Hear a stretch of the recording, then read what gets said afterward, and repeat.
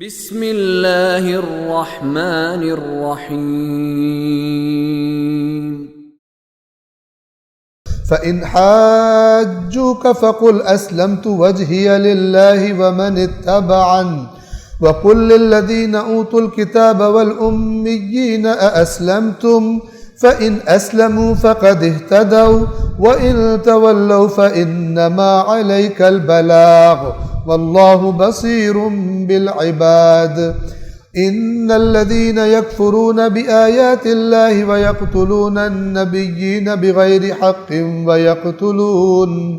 وَيَقْتُلُونَ الَّذِينَ يَأْمُرُونَ بِالْقِسْطِ مِنَ النَّاسِ فَبَشِّرْهُم بِعَذَابٍ أَلِيمٍ أُولَئِكَ الَّذِينَ حَبِطَتْ أَعْمَالُهُمْ فِي الدُّنْيَا وَالْآخِرَةِ وَمَا لَهُم مِّن نَّاصِرِينَ أَلَمْ تَرَ إِلَى الَّذِينَ أُوتُوا نَصِيبًا مِّنَ الْكِتَابِ يُدْعَوْنَ إِلَى كِتَابِ اللَّهِ لِيَحْكُمَ بَيْنَهُمْ ثُمَّ يَتَوَلَّى فَرِيقٌ مِّنْهُمْ وَهُمْ مُعْرِضُونَ فَإِنْ حَاجُّوكَ تو اگر یہ آپ سے جھگڑیں، حاجو یہ حجت سے ہے، حجتیں لائیں، دلیلیں لائیں جھگڑنے کے لیے، تو اگر یہ آپ سے جھگڑا کریں فَقُلْ تو آپ کہہ دیں أَسْلَمْتُ وَجْهِيَ لِلَّهِ وَمَنِ اتَّبَعَنِ میں نے تو اپنا چہرہ جھکا دیا اللہ کے آگے اور جو میرے پیچھے چل رہے ہیں انہوں نے بھی، ہم کوئی بات نہیں مانیں گے سوائے اللہ کے، ہمارے سے بحث نہیں کرو، تم نے نہیں کرنا نہ کرو، لا اکراہ فی الدین مت آؤ، لیکن ہمارا دین کیا ہے؟ اوپر کہا تھا نا دین اسلام ہے، اب اس کی وضاحت ہو گئی أَسْلَمْتُ وَجْهِيَ لِلَّهِ میں نے اپنا چہرہ خدا کے آگے جھکا دیا، وَمَنِ اتَّبَعَنِ اور جو میرے اتباع کرنے والے انہوں نے بھی، ان کی خصوصیت کیا ہے؟ ہم خدا کو جھک گئے ہیں، ہم اب کسی اور دلیل کو تسلیم نہیں کریں گے۔ وہ جو گویا کرتے کیا ہوں گے؟ جو اپنی تعریف شدہ دین کی گھڑی ہوئی دلیلیں تھیں وہ لاتے ہوں گے رسول اللہ کے پاس، ہاں یوں لکھا ہے، یوں لکھا ہے، یوں لکھا ہے۔ اللہ کے نبی نے کہا نہیں بھائی تم جاؤ، ہم خدا کو جھک چکے ہیں، ہم تمہاری دلیلوں کو تسلیم نہیں کریں گے۔ وَقُلْ لِلَّذِينَ أُوتُوا الْكِتَابَ اور اے رسول کہہ دیجئے ان لوگوں سے جن کو کتاب دی گئی ہے، وَالْأُمِّيِّينَ اور جاہلوں کو جن کے پاس کتاب نہیں ہے، ٹھیک ہے، اہل کتاب جو نہیں ہے ان کو بھی، یعنی آپ دوسرے کافر و مشرک، أَأَسْلَمْتُمْ تم بھی خدا کو جھکتے ہو؟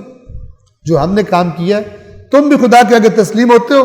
فَإِنْ أَسْلَمُوا فَقَدِ اهْتَدَوْا تو اگر یہ جھک جائیں، تسلیم ہو جائیں تو ہدایت پا گئے، وَإِن تَوَلَّوْا اور اگر پھر جائیں فَإِنَّمَا عَلَيْكَ الْبَلَاغُ تو آپ کے ذمے تو بس بلاغ ہے، پہنچا دینا، آپ کے ذمے تو بس پہنچا دینا ہے، اور پھر اس کے بعد وَاللَّهُ بَصِيرٌ بِالْعِبَادِ اللہ اچھی طرح دیکھ رہا ہے کہ اس کے بندے پھر کیا کرتے ہیں، کیوں نہیں جھک رہے، کیا پرابلم ہے کہ جو اللہ کی بات کے آگے جھکنے نہیں دے رہی۔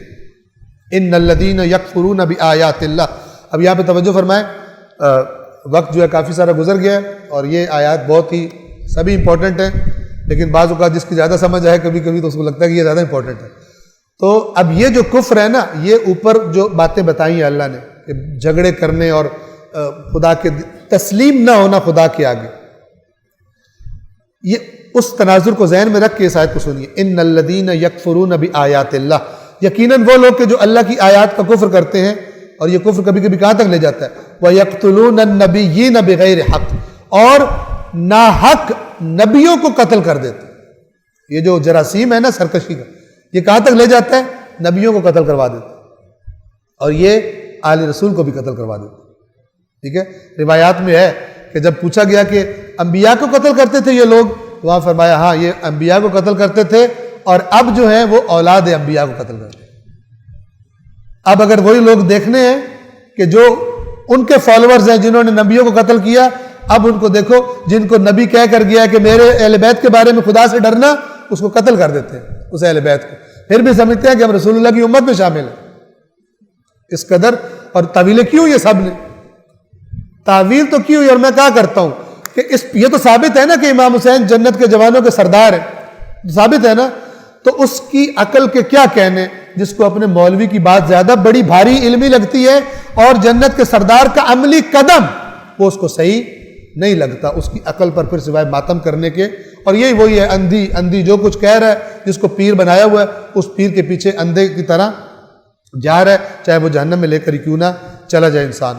معیار دیکھیں علمی اور جو استدلال ہے دلائل ہوتے ان کو دیکھیں کس کو ٹھیک ہونا چاہیے. ان دو لشکروں میں کس کو ٹھیک ہونا چاہیے؟ پتہ نہیں، یہ بھی پتہ نہیں، پورا اسلام مخدوش کر دیا.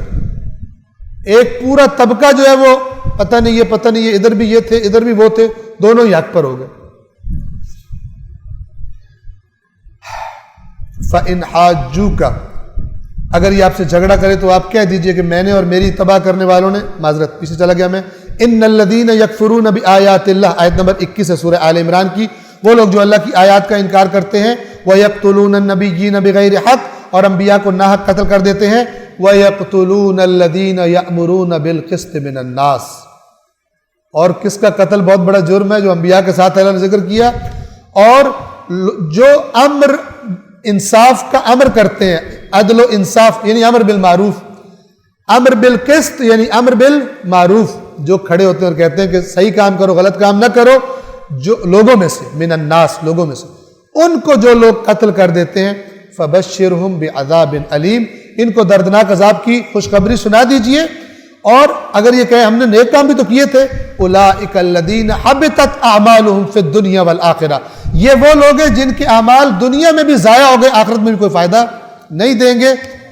وما لہم من ناصرین، اور ان کے کوئی مددگار نہیں ہوگا.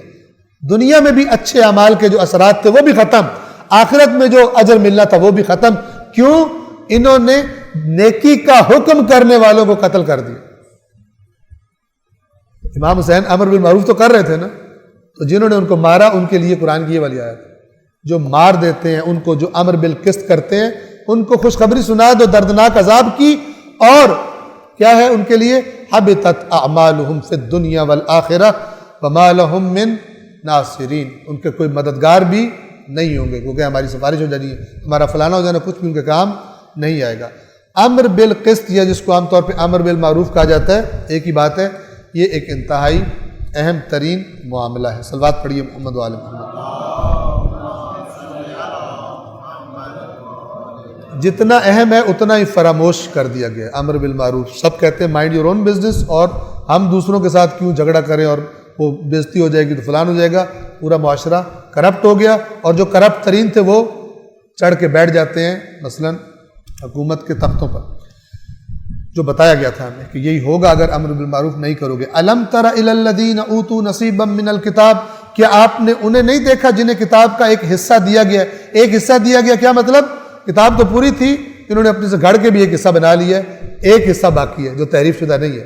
وہ تو ہے یدعون الی کتاب اللہ، انہیں اللہ کی کتاب کی طرف دعوت دی جاتی ہے، لیحکم بینہم، تاکہ وہ کتاب ان کے درمیان فیصلہ کرے، یعنی جو اس کتاب میں قانون لکھا ہے اس کے مطابق فیصلہ کیا جائے. ثم یتولی فریق منہم وہم معرضون، تو اس کے بعد ان میں سے ایک فریق پھر جاتا ہے اور یہ ہیں ہی پھرنے والے. ہوا کیا تھا؟ ایک بہت امیر عورت مرد نے زنا کیا، اور وہ دونوں، وہ زنا ایسا تھا جس کی یہودیوں میں بھی سزا رجم کرنا تھی، سنسار کرنا تھی، اور وہ تورات میں لکھی ہوئی تھی. وہ تحریف شدہ تورات میں بھی کسی طرح بچ گئی ہوئی تھی. تو اب انہوں نے کہا کہ ہم جاتے ہیں، چونکہ وہ بڑے بڑے مالدار تھے دونوں جنہوں نے زنا کیا تھا، تو انہوں نے کہا کہ ایسا کرتے ہیں کہ نا یہ جو نئی شریعت لے کر آیا ہے نا، اس کے پاس چلتے ہیں، شاید ان کے پاس گنجائش ہو. ٹھیک ہے، تو یہ آئے اس کے پاس، رسول اللہ کے پاس آئے اور آ کے کہا کہ آپ بتائیں. رسول پاک نے فرمایا میں تمہاری تورات میں سے فیصلہ کروں گا. تمہاری نفس پرست پھر اپنی کتاب کو بھی نہیں مانتے. تو ایک عالم یہودی کا نام کعب ابن اشرف اس کا نام تھا، اگر میں غلطی نہیں کر رہا تھا. تو اس سے کہا گیا، اس نے کہا میں تورات پڑھتا ہوں. تو تورات پڑھتے پڑھتے جو یہ آیت آئی تو اس کو پی گیا، جیسے ہے ہی نہیں. ٹھیک ہے نا، پتہ کس کو چلے گا؟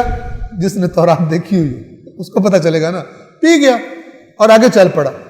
تو ایک عبداللہ ابن سلام کے جو یہودی تھے اور بعد میں انہوں نے اسلام قبول کر دیا، کیوں نیک تھے، انہوں نے فوراً روکا، کہا کہ تو آیت کھا گیا، یہاں پر تو آیت ہے جو تو نے ان کے بارے میں کہا جا رہا ہے. تو نے ان کو دیکھا جن کو کتاب کا حصہ دیا گیا اور ان کو پھر دعوت دی جاتی کتاب تمہارے درمیان فیصلہ کرے. تو اتنے ہٹ دھرم ہے کہ اپنی کتاب میں گڑبڑ کرتے، اس کی بات بھی نہیں مانتے. پھر اللہ یاد رکھیے اس بتاتا ہے کہ یہ اس قدر ڈھیٹ کیسے بن گئے ہیں ہٹ دھرم، کہ اپنی کتاب کی بات بھی نہیں مان رہے۔ صدق اللہ العلی